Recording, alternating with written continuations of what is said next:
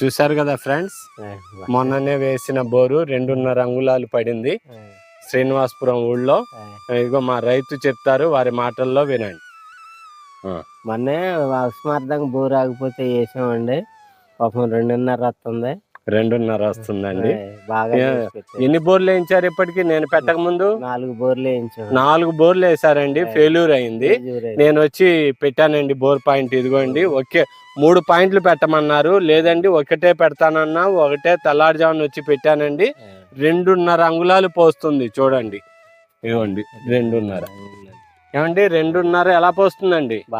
బాగా పోస్తుంది. ఇదిగోండి రైతు మాటల్లోనే వినండి. ఆ డ్రిప్ కి పెట్టుంది, లేదంటే వాటర్ కూడా చూపించామండి.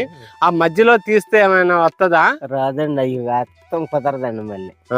ఆ క్యాప్ తీసి కూడా పెట్టలేమా? అలాగండి. ఎన్ని ఎకరాలకి ఇస్తుంది ఇప్పుడు? 6 ఎకరాలకి ఇస్తుంది. 6 ఎకరాలకి ఇస్తుంది.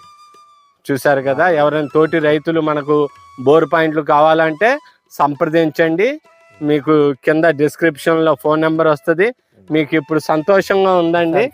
సంతోషంగా. ఎవరైనా ఉన్న తోటి రైతులు చెప్పండి, ఎవరికైనా చెప్పండి. మీ పేరు దుర్గారావు గారా? దుర్గారావు గారు. ఇంటి పేరండి?